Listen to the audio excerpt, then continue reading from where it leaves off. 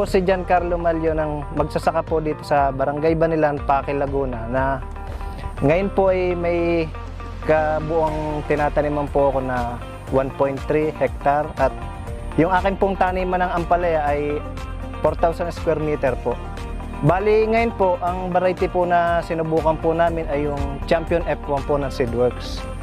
Bali ang obserbasyon ko po rito ay magaganda po yung bunga niya at halos yung mga na-harvest po namin dito ay puro Class A. At sa market naman po, gustong-gusto po siya nung aming biyahera dahil nga kamukha nung ibang variety na siya po ay medyo light green at mahahaba tuwid po yun ang kanyang nagiging bunga. Base naman po sa obserbasyon ko sa pag-aalaga po nitong variety na Champion F1, hindi po siya tamain ng sakit tsaka matibay po siya sa ulan. Nito nga po dito sa aming bayan ay sunod-sunod yung mga bagyong dumaan na halos ulan po talaga yung dala ng bagyo. Pero yung Champion F1 po, lumalaban po siya sa ulan. Hindi po siya kumbaga katulad na iba na nagkakrak po agad yung bunga.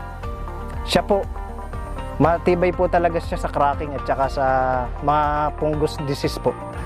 Tsaka obserbasyon din po namin sa yung pinakang problema po kasi ng mga magsasaka dito sa lugar po namin, yung pamamarako po.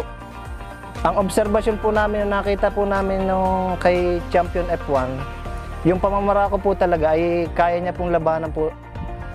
Dito nga po dun sa tanim namin, wala po kami nakitang pamamarako na sakit nung nakaraan. Hindi ko parehas ng dati namin mga tinatanim na variety na pag tinamaan po ang pamamarako, binubunot na lang po namin. Sa Champion F1 po, wala po talaga sa halos namamarako.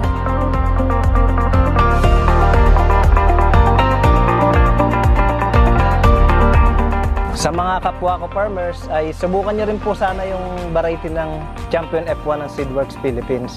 Dahil katulad po dito sa farm namin, naging available po yung light green na variety na maganda po.